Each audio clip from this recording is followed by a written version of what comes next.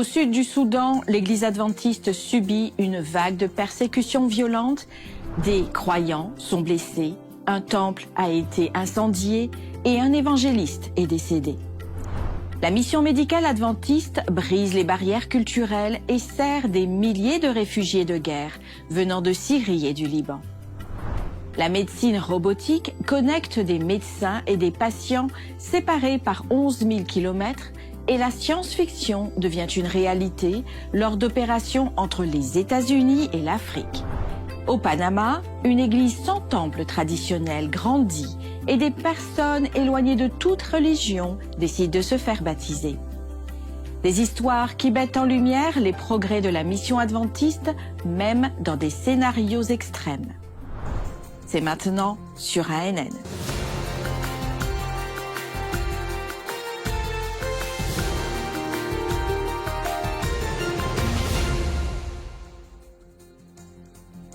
Pour plus d'histoires inspirantes de l'Église adventiste mondiale, visitez notre chaîne YouTube ANN. Bienvenue sur ANN. Nous commençons cet épisode avec des nouvelles du Moyen-Orient. Un groupe de médecins adventistes du Brésil s'est engagé dans une mission humanitaire qui a franchi des frontières. Pendant plusieurs jours intenses de soins au Liban, ils ont offert une assistance gratuite à environ 2000 réfugiés. Grâce à leur service, les bénévoles ont apporté réconfort, espoir et solidarité à des personnes portant un passé marqué par la guerre et la douleur. Le Liban est un pays du Moyen-Orient qui accueille le plus grand nombre de réfugiés par habitant au monde. Les bénévoles ont travaillé en partenariat avec le projet Winners, une organisation caritative qui soutient les enfants et les adolescents dans le pays.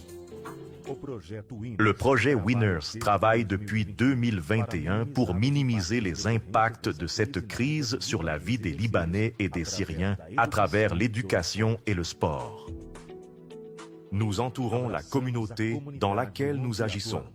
Cette année, de nouveaux partenariats ont été établis avec la mairie de Majdawanjar et plus de 2000 consultations médicales ont été réalisées grâce aux bénévoles présents. Venant de différentes régions du Brésil, ces groupes ont mené des activités ayant un impact durable, allant des réformes aux soins médicaux. Par leur travail et leur dévouement, nous avons pu atténuer la souffrance de nombreux individus. En 16 jours de travail intense, environ 2000 réfugiés syriens et libanais ont été assistés par l'équipe brésilienne à Majd al-Anjar et dans les camps maintenus par l'ONU. En plus des consultations gratuites, la population a également reçu des médicaments obtenus grâce à des dons. Au total, 22 professionnels de la santé composaient l'équipe de spécialistes en gynécologie, mastologie, neurologie vasculaire, pédiatrie et médecine générale. Des psychologues, des physiothérapeutes, des dentistes et des éducateurs physiques ont également rejoint le groupe.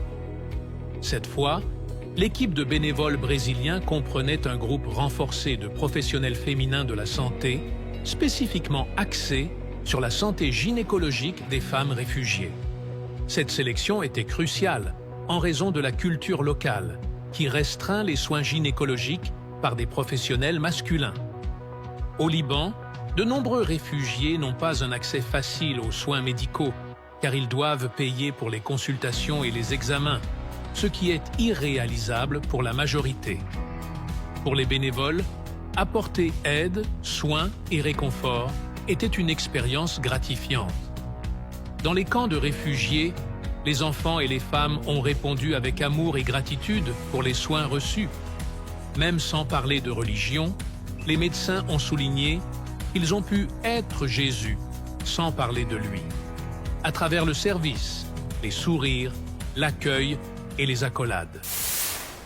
En Afrique de l'Est, l'Église adventiste du 7e jour connaît une croissance rapide et avec cela, la persécution augmente également. Au sud du Soudan, une attaque récente a laissé des personnes blessées et a détruit une église adventiste. Mais ni les menaces ni les décès n'ont arrêté le progrès. L'église qui connaît la croissance la plus rapide dans la région, tout en étant la cible de la plus grande opposition.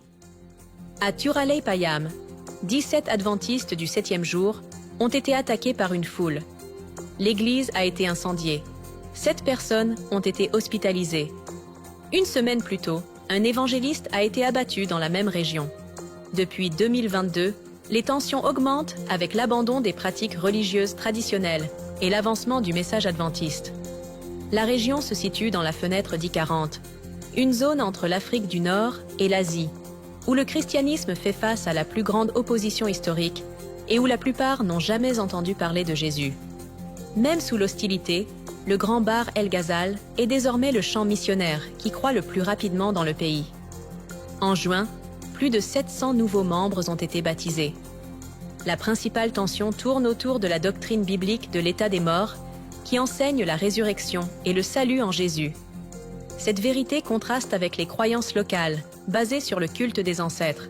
Malgré la persécution, les dirigeants affirment que la foi ne recule pas, elle se renforce.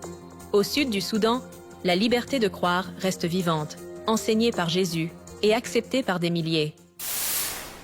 Un livre australien sur la nourriture et le diabète a été nommé meilleur livre de santé au monde lors du Grand Prix international de littérature gastronomique.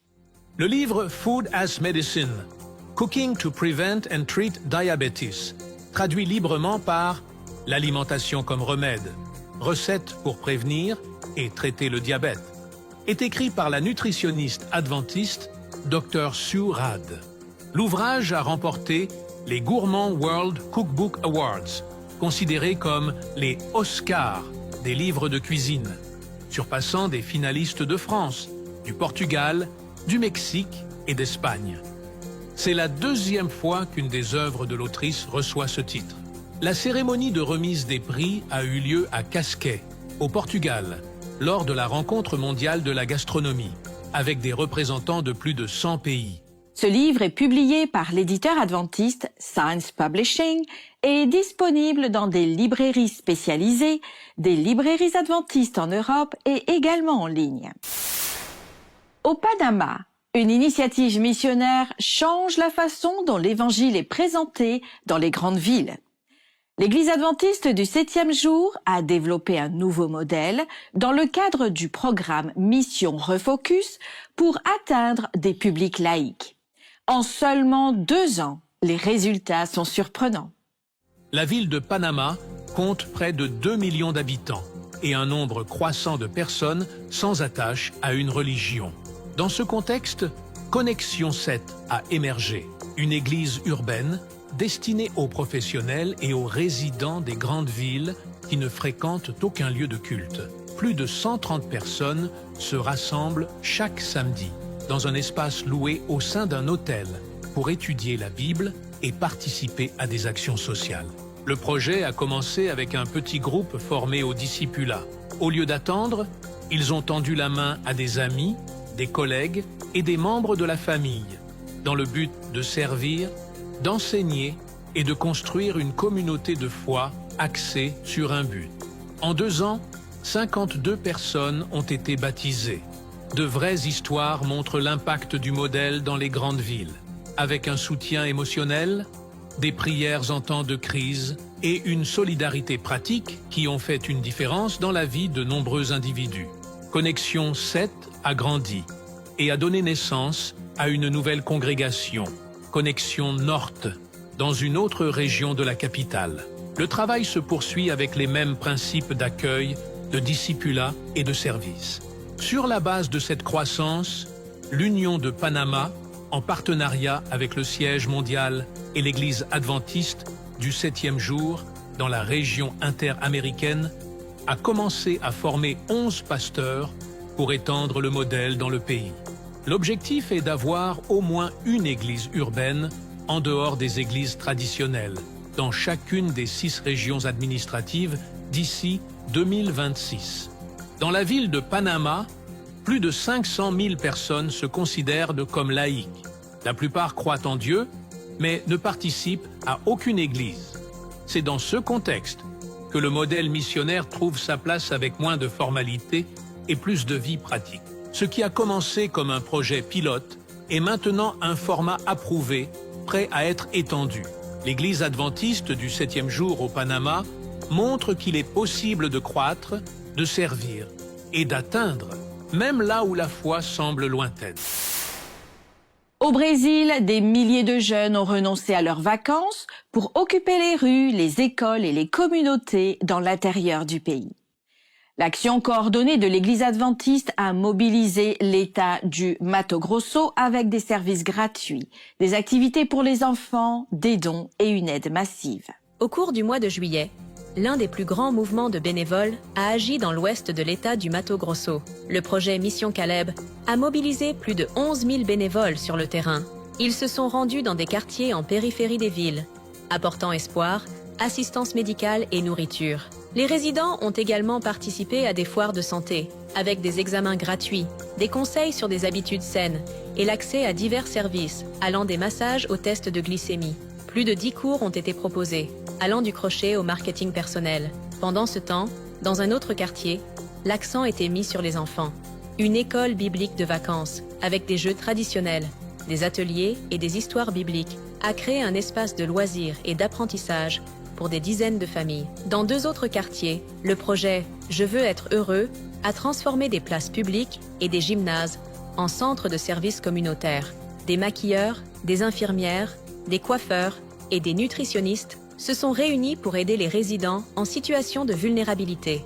La ville a également accueilli la course Caleb, qui a attiré 250 coureurs, inclus des inscriptions solidaires, et distribué des paniers alimentaires. Dans 2 autres lieux, des bénévoles ont organisé des tournois, des garde-robes solidaires et des dons de nourriture. Le projet a également inclus des visites à des hôpitaux, des maisons de retraite, des dons de sang et des rénovations d'espaces publics. Pour les bénévoles, l'impact est également personnel et spirituel. Selon eux, échanger des vacances contre du service et trouver un sens dans l'acte d'aider remplit l'âme. La mission Caleb 2025 se termine en juillet, en tant que l'un des plus grands mouvements sociaux et spirituels dans l'ouest du Brésil. Cette force juvénile transforme les villes par des actions pratiques, des gestes de solidarité et d'espoir. Dans 12 villes de Roumanie, des milliers de personnes ont couru pour une raison autre que la santé physique. La 4e édition de la course caritative « Je cours pour ma mère » a mobilisé des milliers de participants et a récolté des fonds pour aider les victimes de violences domestiques. La course caritative « Je cours pour ma maman » a eu lieu simultanément dans 12 villes en Roumanie. L'événement a été organisé par la fédération étudiante Amicus Roumanie en partenariat avec ADRA, l'agence adventiste de développement et de secours, et a rassemblé un total de 2958 coureurs. Ce défi va au-delà de la course. L'objectif était de collecter des fonds et de donner de la visibilité au projet Casa ADRA, qui abrite des mères et des enfants victimes de violences domestiques. Cette année, plus de 122 000 lei ont été collectés, soit environ 27 000 $ américains. 350 bénévoles ont également participé lors d'actions de sensibilisation simultanées. En Roumanie, le projet Casa ADRA est actif depuis 16 ans et a déjà abrité plus de 1100 victimes et aidé des milliers d'autres en offrant un soutien psychologique, un abri, de la nourriture et des conseils juridiques. Le slogan « Je cours pour ma maman » résume la mission de ce mouvement qui lutte pour s'assurer qu'aucune femme ou enfant ne souffre en silence. Pour soutenir le projet Casa ADRA, des dons peuvent être effectués sur le site adra.ro/don EAZA. Pour en savoir plus sur les projets d'ADRA à travers le monde, visitez adra.org. Une téléchirurgie historique relie les États-Unis et l'Afrique dans une avancée médicale sans précédent. Directement depuis un hôpital adventiste en Floride, le docteur Vip Patel a réalisé une chirurgie robotique de la prostate sur un patient qui se trouvait en Angola. La procédure a couvert près de 11 000 kilomètres, devenant la téléchirurgie la plus longue jamais enregistrée. Un accomplissement historique qui ouvre de nouvelles possibilités pour fournir des soins de santé à ceux qui en ont le plus besoin partout dans le monde. Imaginez aider des personnes dans le monde entier d'un simple clic. Nous allons réaliser une prostatectomie robotique pour un homme en Angola qui, autrement, n'aurait pas accès à des soins chirurgicaux de haute qualité. Nous avons notre équipe sur le terrain en Afrique, donc mon équipe est avec le patient. Elle peut réaliser l'opération et prendre le relais en cas de problème. Nous avons mis en place les dispositifs de sécurité. C'est une connexion de pure fibre de 17 000 km. La télésurveillance devient de plus en plus courante, mais cela n'a jamais été fait de cette manière. À cette distance, jamais des États-Unis vers l'Afrique, et jamais approuvé par une agence légale comme la FDA. Ce que nous avons fait aujourd'hui nous permet d'opérer en temps de pandémie ou de guerre. Cela nous permet aussi d'intervenir dans des zones mal desservies où ils n'auraient jamais pu bénéficier de ce type de soins.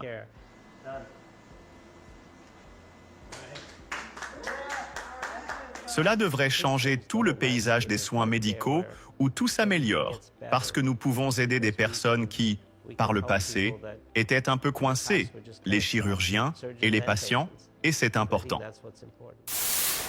Des étudiants en soins infirmiers de l'Université adventiste Southern aux États-Unis ont participé à des projets qui ont rapproché la théorie et la pratique et renforcé la santé communautaire en dehors des murs de l'hôpital.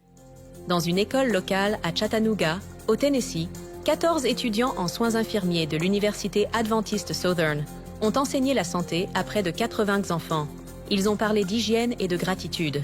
À Manchester, dans le Kentucky, ils ont aidé à créer des environnements domestiques plus sûrs grâce à l'initiative Maison Saine, tout en offrant des dépistages de santé gratuits dans une clinique installée dans un supermarché.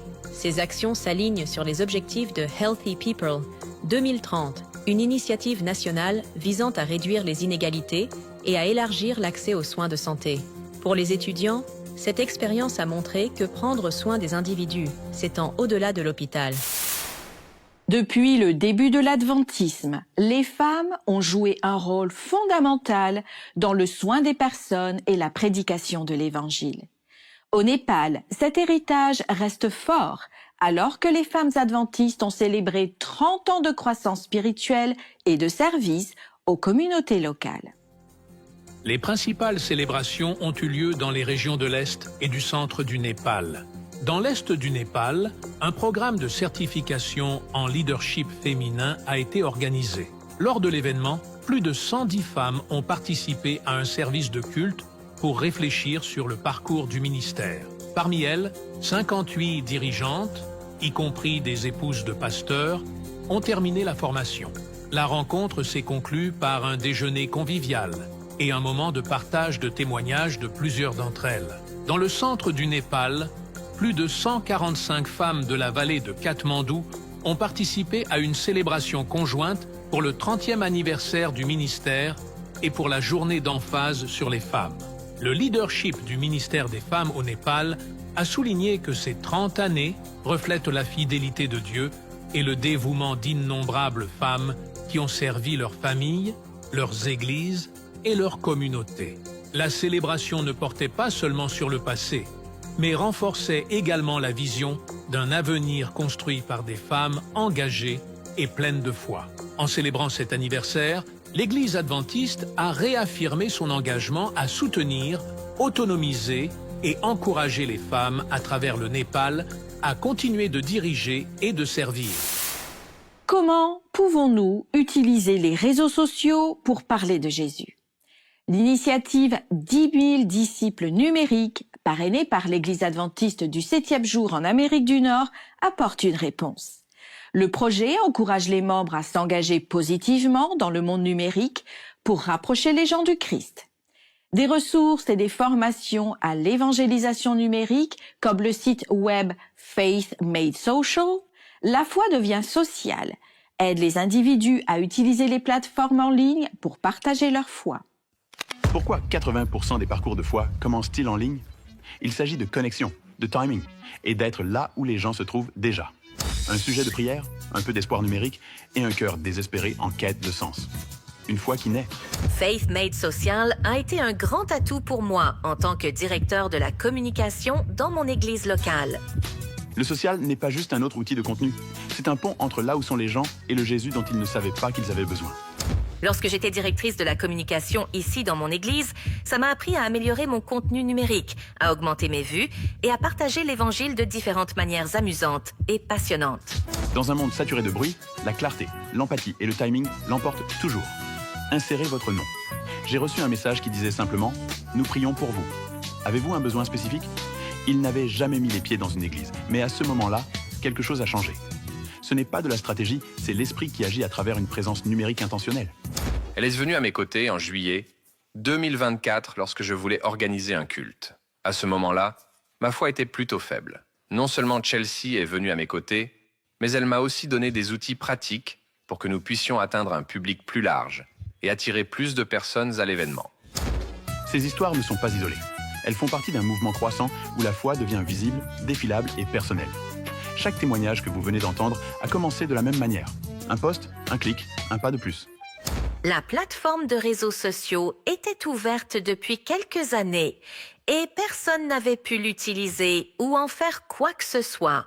Peut-être une ou deux vues, mais dès que j'ai mis la main sur Faith Made Social, tout a changé.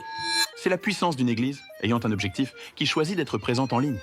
J'ai suivi les conseils, les outils et les stratégies qu'elle m'a donnés en juillet et je les ai mis en œuvre bien avant de commencer la promotion de cet événement du sabbat de louange. Et je dirais que cela a doublé et augmenté notre participation globale. Faith Made Social équipe les églises pour exactement cela. Pas seulement publier du contenu, mais créer des connexions. Une foi et un impact réel là où les gens se trouvent. Si vous êtes prêt à arrêter de chercher et à commencer à créer du lien, visitez faithmadesocial.com car l'évangile n'a pas besoin d'une scène pour être entendu, il a juste besoin d'arriver au bon moment. Les médias, la multiplication et le mentorat sont les trois piliers stratégiques définis par l'Église adventiste du 7e jour dans la région nord-américaine pour cette mission numérique. L'histoire suivante vient du Népal, un pays situé en Asie centrale. Grâce à la formation et au soutien agricole fourni par l'agence humanitaire adventiste ADRA et le soutien du gouvernement australien, des personnes comme Lila ont pu changer la réalité de leur famille. Lila a commencé à cultiver divers légumes pour sa consommation personnelle et pour la vente. Cette initiative lui a permis d'assurer les moyens de subsistance de son foyer et de mener une vie plus digne. Notre situation financière était très difficile. Je comptais entièrement sur le revenu de mon mari. Je m'appelle Lila. Je viens du Népal. Je vis ici avec mon fils de 10 ans et mon fils aîné étudie en terminale à Katmandou. Mon mari est allé en Inde pour travailler. Je ne pouvais acheter que des effets scolaires pour les enfants et économiser l'argent qu'il envoyait. Le blé et le maïs que je cultivais ne me rapportaient qu'un revenu limité. Je devais acheter des légumes pour nos besoins. Après avoir été inscrite au projet ADRA, je voulais en savoir plus sur les activités proposées. Lors de la formation, nous avons reçu des graines de légumes, des systèmes d'irrigation goutte à goutte, des tuyaux en plastique et des matériaux de pépinière. Je peux maintenant cultiver des légumes pour un usage domestique et pour vendre. Parmi les légumes que ma mère cultive, mes préférés sont les haricots et le chou. Chaque mercredi, nous récoltons des légumes à envoyer au centre de collecte agricole. Une fois les légumes prêts, le véhicule de collecte les prend chez le fermier et les transporte au centre de collecte. Ici, le prix final est déterminé par un processus collaboratif impliquant les agriculteurs. Mes revenus ont augmenté. Ils sont environ 10 fois supérieurs à ce que je gagnais avec la culture de maïs et du blé. Les légumes nécessitent plus d'efforts et d'attention par rapport au blé et au maïs. Mais les revenus qu'elles génèrent sont impressionnants et tout m'appartient. Après mon inscription au projet ADRA et la culture de légumes, j'ai pu générer mes propres revenus et devenir autonome. Maintenant, je peux acheter ce qui est essentiel pour ma famille et même économiser de l'argent. Je n'ai plus besoin de compter sur le salaire de mon mari pour les dépenses quotidiennes ou les économies. Je peux envoyer mes 2 enfants dans de bonnes écoles pour une meilleure éducation. Mes matières préférées à l'école sont l'anglais et le népalais. J'aime jouer avec mes amis pendant la récré. Je vais continuer la culture de légumes. Actuellement, nous faisons face à des défis avec l'irrigation régulière. Mais une fois ce problème résolu, je vise à augmenter la production. Si je n'avais pas fait partie du projet, ma situation financière serait restée difficile. La situation s'est considérablement améliorée. Merci.